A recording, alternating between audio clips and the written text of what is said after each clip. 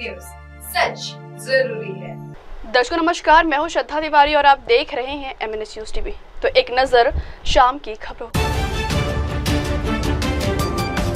सुबह सुबह डोली धरती भारत से लेकर इंडोनेशिया तक भूकंप के झटके।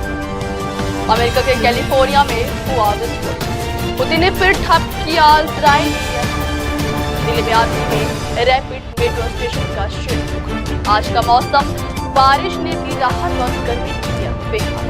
तो खबरें विस्तार से। सुबह सुबह डोली धरती भारत से लेकर इंडोनेशिया तक भूकंप की झटके। भारत के अरुणाचल प्रदेश में आज सुबह सुबह भूकंप महसूस हुआ। वहीं इसके अलावा इंडोनेशिया के सुमात्रा में भी भूकंप आया है। अरुणाचल प्रदेश में 3.8 तो सुमात्रा में तीव्रता 4.6 रही।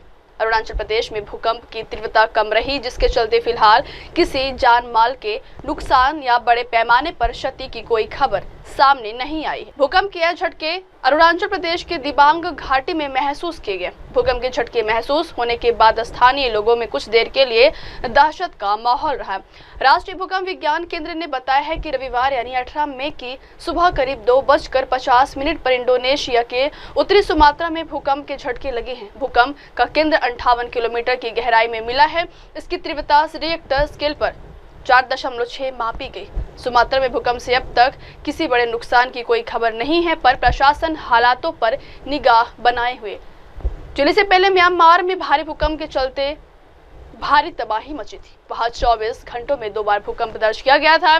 कुदरत की कहर ने 1600 से अधिक लोगों की जान भी ले ली थी। इसके अलावा अभी भी हजारों लोग लापता हैं। कई जगह से अभी भी मलबा उठाया जा रहा है। हजारों गृहस्थियां बर्बाद हो गई। भारतीय ओर से म्यांमार में सहायता भेजी। भारत के अरुणाचल प्रदेश में आज सुबह सुबह भूकंप महसूस हुआ। वहीं इसके अलावा इंडोनेशिया के सुमात्रा में भी भूकंप आया है।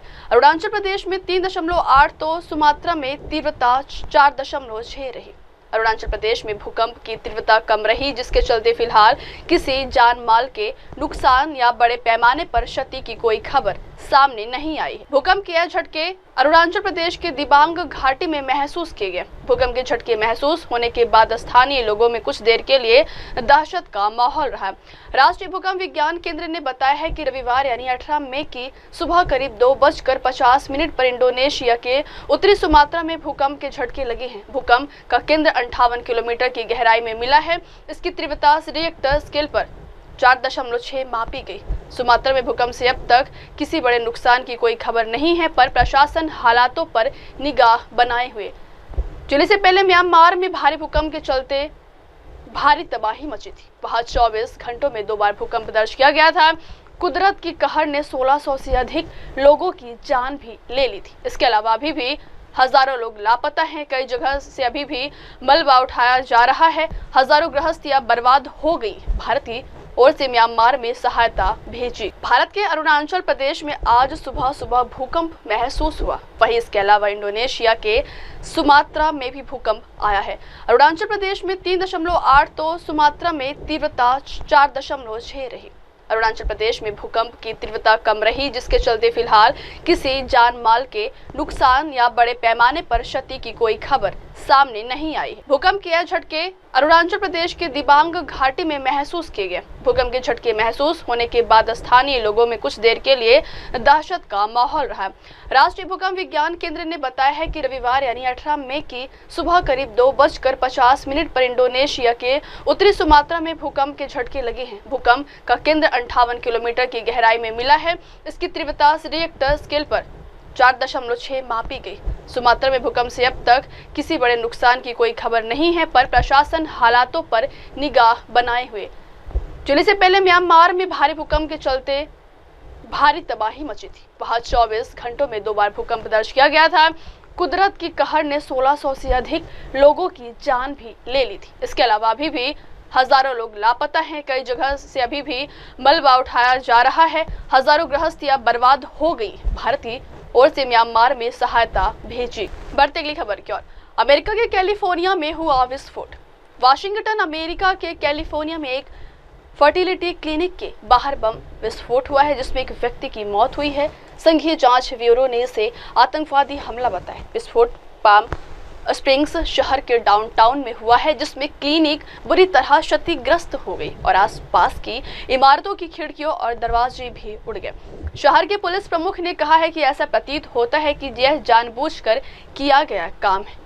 इस घटना के कई वीडियो भी सामने आए हैं, जिसमें देखा जा सकता है कि लोग सड़क पर जान बचाने के लिए भाग रहे हैं। इमारत से धुआं निकल रहा है। दमकल कर्मी एक एक करके सभी लोगों को इमारत से निकाल रहे हैं और आग पर काबू पाने की कोशिश कर रहे हैं। वीडियो में यह भी देखा जा सकता है कि क्लिनिक के पास मौजूद कई दुकानों के दरवाजे और खिड़कियां टूटकर मलबे में बदल गई। एफबीआई के लॉस एंजलिस कार्यालय के प्रमुख अकिन डेविस ने जानकारी देते हुए बताया है कि आतंकवादी साजिश के तहत जानबूझकर इस क्लिनिक को निशाना बनाया गया। एफबीआई के लॉस एंजलिस कार्यालय के प्रमुख अकिल डेविस ने बताया कि इस क्लिनिक को जानबूझकर निशाना बनाया गया। हालांकि उन्होंने यह बताने से इनकार कर दिया है कि अधिकारियों ने इसके आतंकवादी हमला होने का निष्कर्ष किस आधार पर निकाला। वाशिंगटन अमेरिका के कैलिफोर्निया में एक फर्टिलिटी क्लिनिक के बाहर बम विस्फोट हुआ है, जिसमें एक व्यक्ति की मौत हुई है। संघीय जांच ब्यूरो ने इसे आतंकवादी हमला बताया। विस्फोट पाम स्प्रिंग्स शहर के डाउनटाउन में हुआ है, जिसमें क्लिनिक बुरी तरह क्षतिग्रस्त हो गई और आसपास की इमारतों की खिड़कियों और दरवाजे भी उड़ गए। शहर के पुलिस प्रमुख ने कहा है कि ऐसा प्रतीत होता है कि यह जानबूझकर किया गया काम है।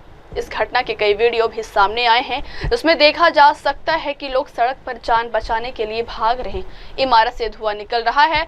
दमकल कर्मी एक एक करके सभी लोगों को इमारत से निकाल रहे हैं और आग पर काबू पाने की कोशिश कर रहे हैं।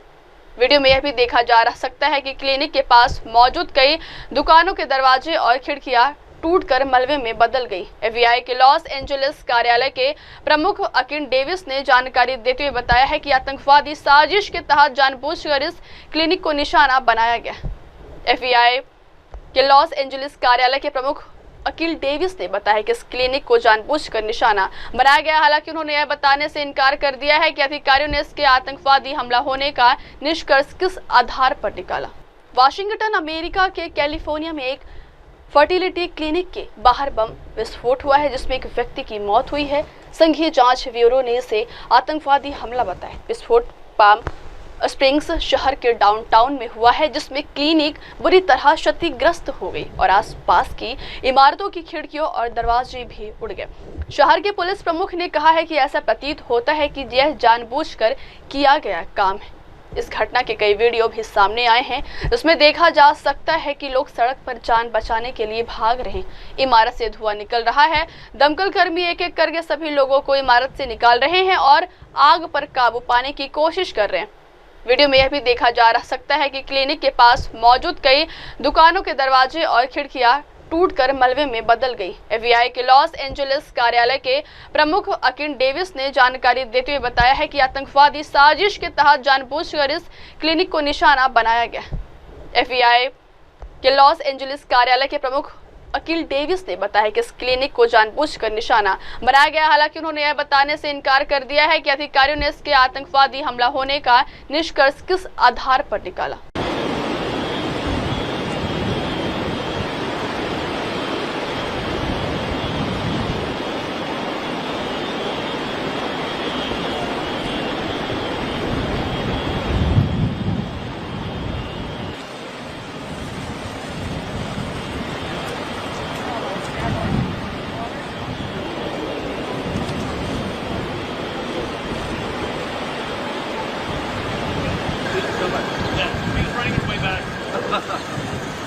Happy days.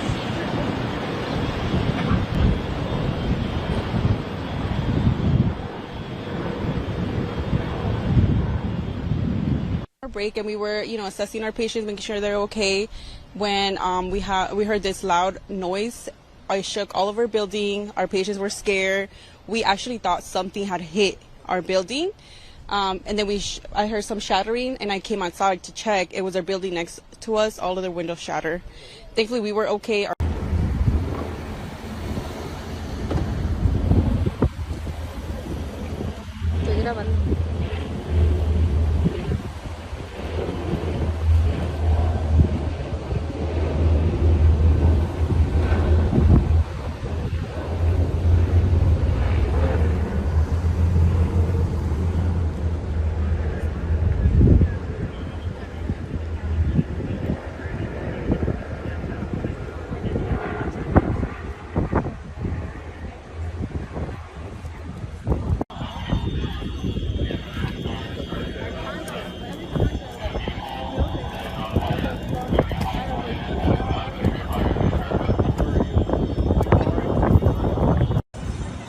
explosion was so crazy. It blew out the glass of this liquor store. Look at this liquor store.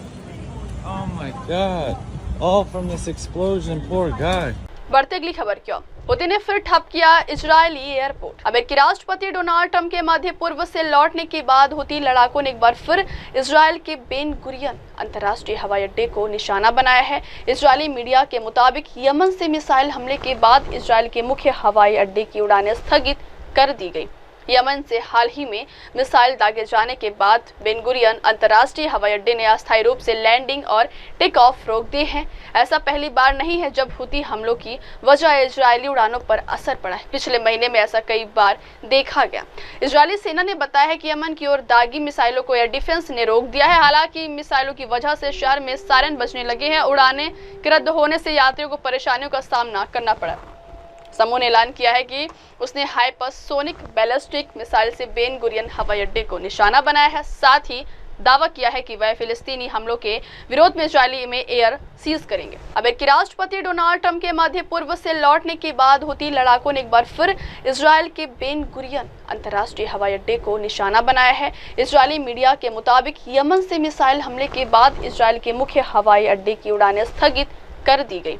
Yemen से हाल ही में मिसाइल दागे जाने के बाद बेन गुरियन अंतर्राष्ट्रीय हवाई अड्डे ने अस्थायी रूप से लैंडिंग और टेक ऑफ रोक दिए हैं। ऐसा पहली बार नहीं है जब हुती हमलों की वजह इजरायली उड़ानों पर असर पड़ा है। पिछले महीने में ऐसा कई बार देखा गया।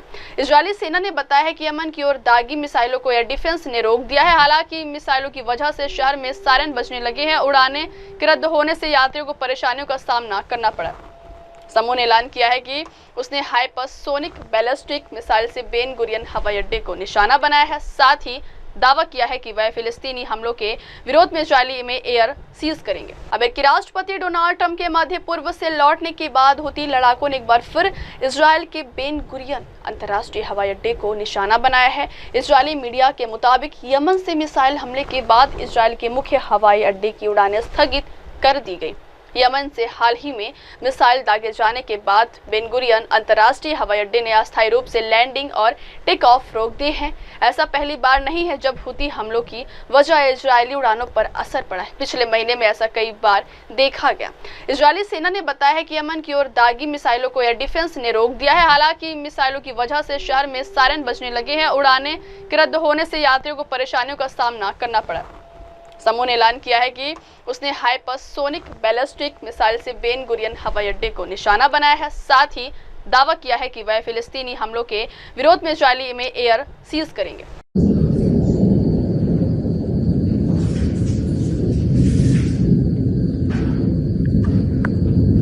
बढ़ते अगली खबर क्या। दिल्ली में आंधी में रैपिड मेट्रो स्टेशन का शेड उखड़ा। देश की राजधानी दिल्ली में शनिवार को आई तेज आंधी में रैपिड मेट्रो का न्यू अशोक नगर नमो भारत स्टेशन का पूरा शेड उखड़कर सड़क पर आ गिरा। गनीमत रही कि उखड़कर गिरे शेड की चपेट में कोई नहीं आया, जिससे बड़ा हादसा होने से बच गया। फिलहाल हादसे के बाद एहतियातन स्टेशन पर सभी ट्रेनों का परिचालक रोक दिया गया है। खास बात यह है कि पीएम मोदी ने महज 4 महीने पहले ही इस नमो भारत स्टेशन का उद्घाटन किया था। पीएम मोदी ने 5 जनवरी 2025 को साहिबाबाद और न्यू अशोक नगर के बीच नमो Bharat rapid rail transit system corridor के 13 किलोमीटर लंबे खंड का उद्घाटन किया था। प्राप्त जानकारी के अनुसार शनिवार शाम तेज और अचानक आई आंधी के चलते न्यू अशोक नगर नमो भारत मेट्रो स्टेशन की टिन की छत का बड़ा हिस्सा क्षतिग्रस्त हो गया।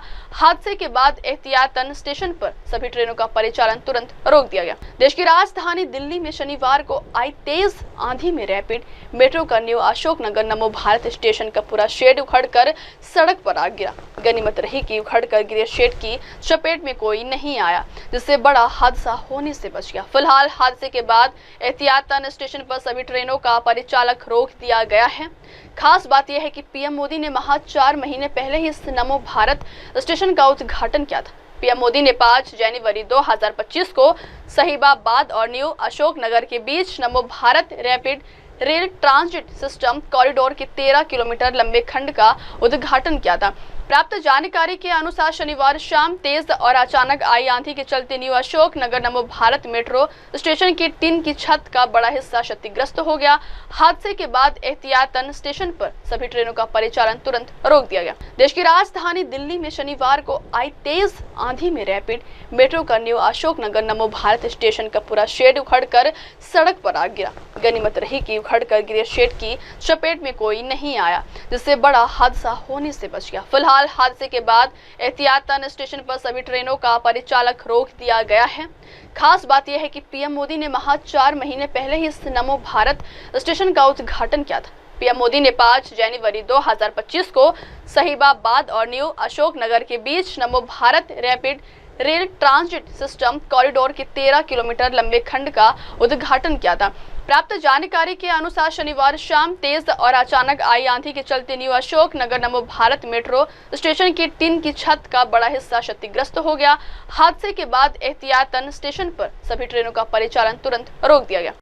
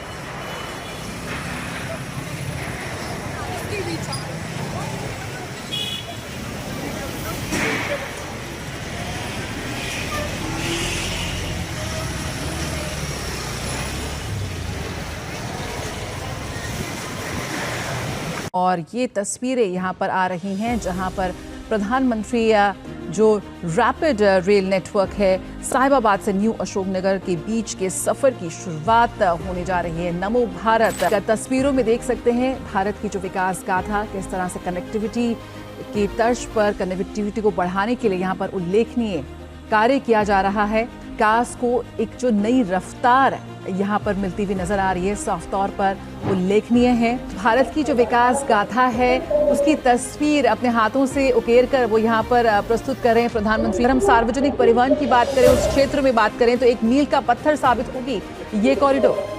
जी बिल्कुल, आपने ठीक कहा, ये एक मील का पत्थर साबित हो रही है। बढ़ती अगली खबर की ओर। आज का मौसम, बारिश ने दी राहत और गर्मी ने किया बेहद। दिल्ली एनसीआर का मौसम अजीबो गरीब रंग दिखा रहा है। पिछले 4 दिनों से यहाँ गर्मी, आंधी और बारिश एक साथ देखने को मिल रही है। बीते कल यानी शनिवार को लगातार चौथे दिन राजधानी का तापमान 40 डिग्री से ऊपर रहा, तो वही सीजन का दूसरा सबसे तेज तूफान आया। तूफान के बाद तेज बौछारें भी गिरी। रविवार को भी तापमान 40 डिग्री से ऊपर ही रहेगा। 19 से 23 मई तक मौसम ऐसा ही रहेगा। वहीं यूपी, बिहार, राजस्थान, एमपी समेत पूरे उत्तर भारत में पारा तेजी से चढ़ रहा है।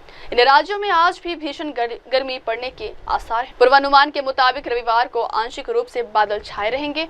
दोपहर या शाम को गरज जैसी गतिविधियां हो सकती। हवाओं की गति 15 से 35 किलोमीटर प्रति घंटे तक हो सकती। अधिकतम तापमान 41 और न्यूनतम तापमान 27 डिग्री रह सकता है।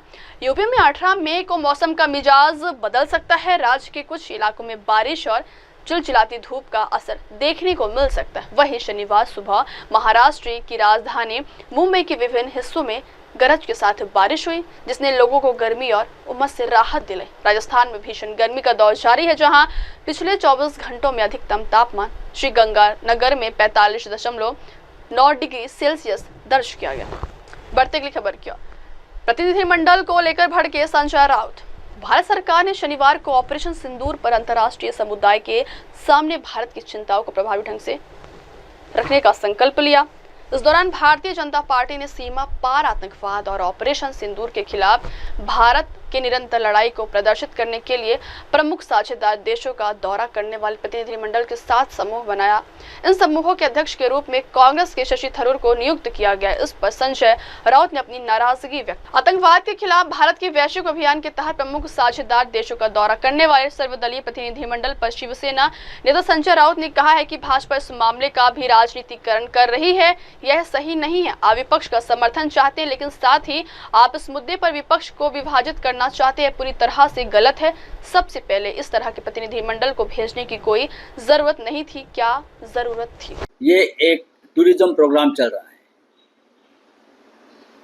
ऑपरेशन सिंदूर के नाम पर, टेररिज्म के नाम पर। हाँ, ये टूर एंड ट्रैवल कंपनी खोल दी है। अभी जरूरत नहीं है।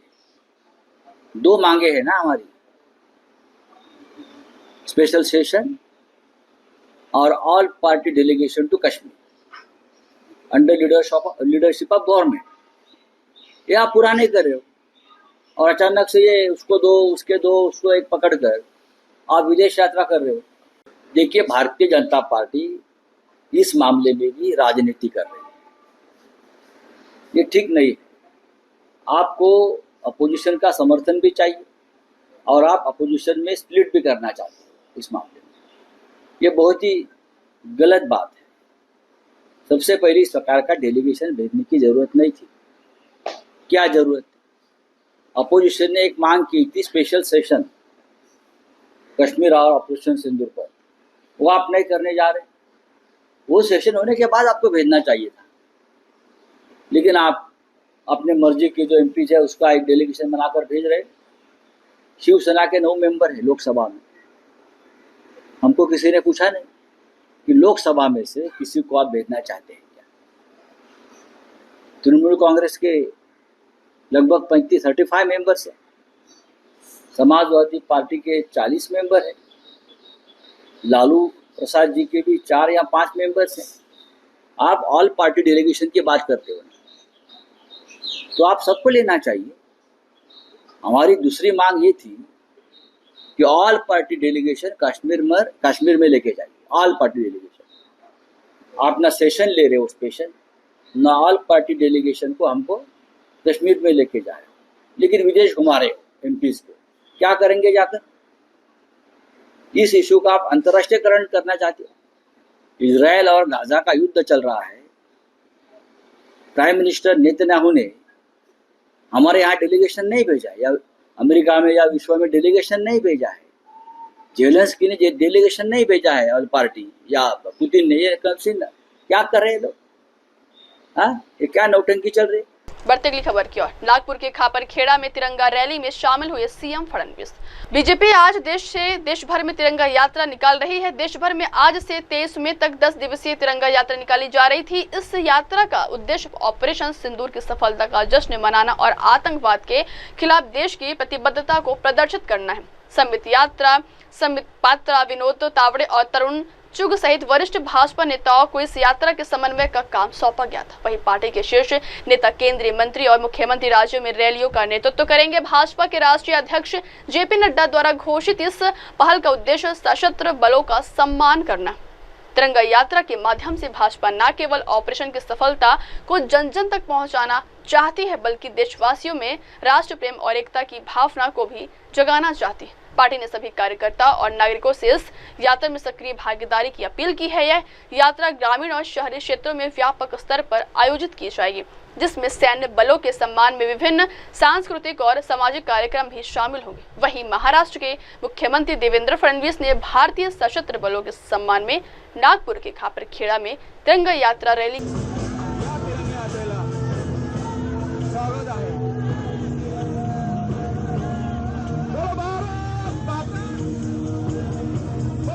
बढ़ते अगली खबर की ओर। इंग्लैंड दौरे से पहले परिवार संग तिरुमला मंदिर पहुंचे गौतम गंभीर। भारतीय टीम के हेड कोच गौतम गंभीर हाल ही में मुंबई के सिद्धि विनायक मंदिर दर्शन करने पहुंचे थे, जिसके बाद वह अब अपने परिवार के साथ आंध्र प्रदेश के तिरुपति जिले के तिरुमला की पहाड़ियों पर स्थित श्री वेंकटेश्वर स्वामी मंदिर दर्शन के लिए पहुंचे हैं, जिसका वीडियो सोशल मीडिया पर वायरल हो रहा है। दरअसल भारत को जून में इंग्लैंड दौरे पर जाना है। यह दौरा भारत के लिए काफी अहम होने वाला, क्योंकि पिछले 2 टेस्ट सीरीज में टीम इंडिया को केवल हार का सामना ही करना पड़ा है, जिसकी वजह से भारत के टेस्ट टीम के साथ गौतम गंभीर के कोचिंग पर भी सवाल खड़े हो गए। ऐसे में इस अहम सीरीज के पहले गंभीर को भगवान के शरण में देखा जा रहा है। हाल ही में गौतम गंभीर मुंबई में सिद्धि विनायक मंदिर पहुंचे थे, जहां वे अपनी पत्नी के साथ बप्पा का आशीर्वाद लेते नजर आए। उन्होंने खुद अपने एक्स अकाउंट पर इसकी तस्वीरें साझा की।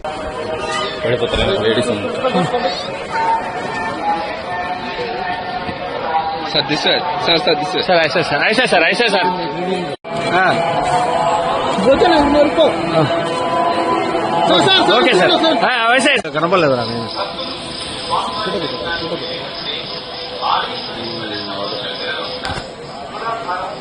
ఫ్యామిలీగా వచ్చినాడు కుటుంబ సమేతంగా శ్రీవారిని దర్శిస్తున్న గౌతమ్ గంభీర్.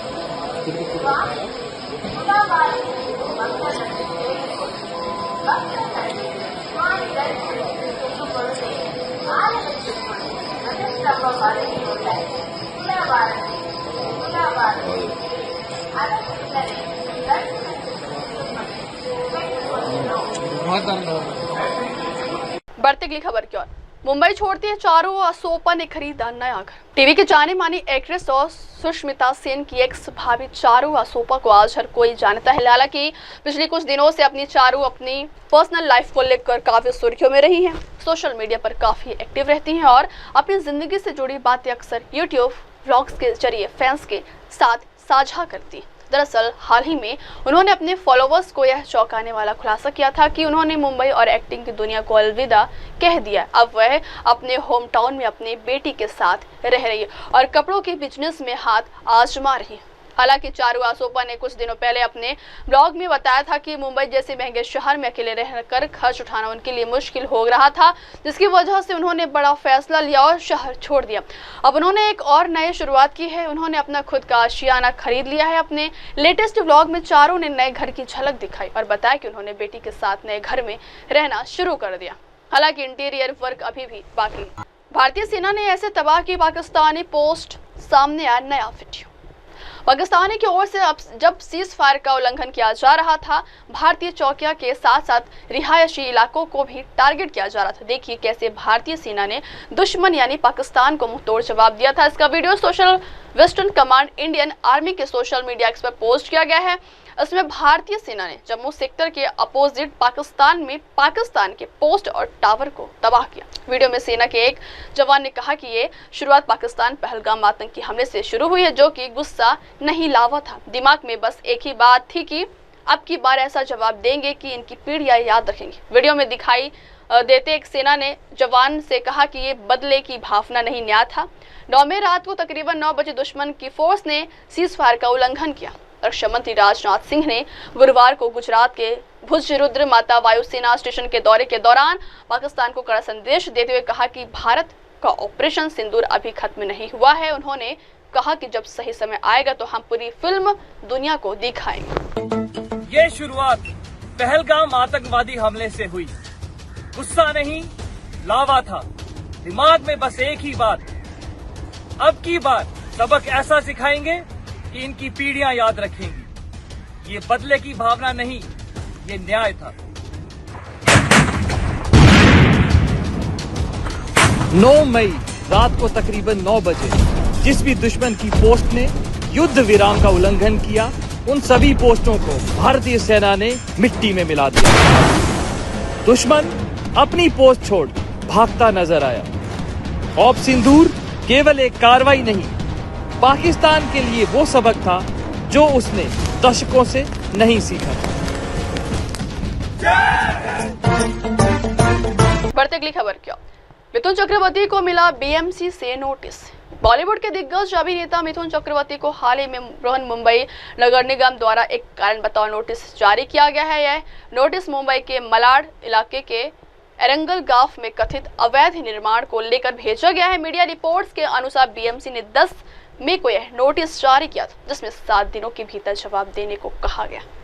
मिथुन चक्रवर्ती पर आरोप है कि उन्होंने बिना अनुमति के एक भूखंड पर कई संरचनाओं का निर्माण कराया है। बीएमसी अधिकारियों ने चेतावनी दी है कि यदि समय सीमा के भीतर संतोषजनक जवाब नहीं दिया गया तो संबंधित निर्माण को मालिक के जोखिम पर ध्वस्त कर दिया जाएगा और कानूनी कार्रवाई भी की जा सकती है। यह कार्रवाई बीएमसी द्वारा माद क्षेत्र में अवैध निर्माणों के खिलाफ चलाए जा रहे अभियान का हिस्सा है। क्षेत्र में अब तक 101 गैर कानूनी निर्माण की पहचान की गई है। बॉलीवुड के दिग्गज अभिनेता मिथुन चक्रवर्ती को हाल ही में बृहन्मुंबई नगर निगम द्वारा एक कारण बताओ नोटिस जारी किया गया है। यह नोटिस मुंबई के मलाड इलाके के एरंगल गांव में कथित अवैध निर्माण को लेकर भेजा गया है। मीडिया रिपोर्ट्स के अनुसार बीएमसी ने 10 मई को यह नोटिस जारी किया था, जिसमें 7 दिनों के भीतर जवाब देने को कहा गया।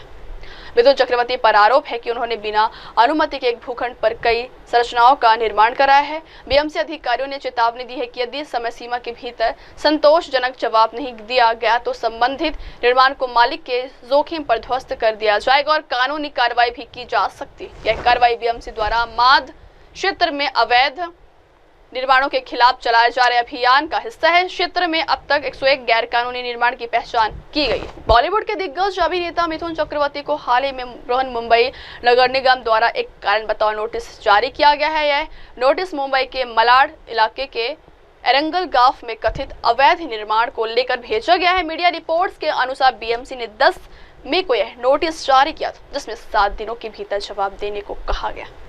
मिथुन चक्रवर्ती पर आरोप है कि उन्होंने बिना अनुमति के एक भूखंड पर कई संरचनाओं का निर्माण कराया है। बीएमसी अधिकारियों ने चेतावनी दी है कि यदि समय सीमा के भीतर संतोषजनक जवाब नहीं दिया गया तो संबंधित निर्माण को मालिक के जोखिम पर ध्वस्त कर दिया जाएगा और कानूनी कार्रवाई भी की जा सकती है। यह कार्रवाई बीएमसी द्वारा माद क्षेत्र में अवैध निर्माणों के खिलाफ चलाए जा रहे अभियान का हिस्सा है। क्षेत्र में अब तक 101 गैर कानूनी निर्माण की पहचान की गई है। बढ़ते अगली खबर की ओर, अजित पवार ने किसानों को सौंपी ट्रैक्टर की चाबी। महाराष्ट्र के उप मुख्यमंत्री व पुणे जिले के पालक मंत्री अजित पवार ने कहा है कि मांगने वालों के लिए शीततले योजना की सब्सिडी बढ़ाने के प्रयास किए जा रहे हैं। उन्होंने किसानों को आगामी खरीफ सीजन में बीज, उर्वरक और कीटनाशकों की पर्याप्त उपलब्धता पर ध्यान देने का भी निर्देश दिया। अजित पवार ने विधान भवन में आयोजित जिला पूर्व खरीफ मौसम समीक्षा बैठक में निर्देश दिए।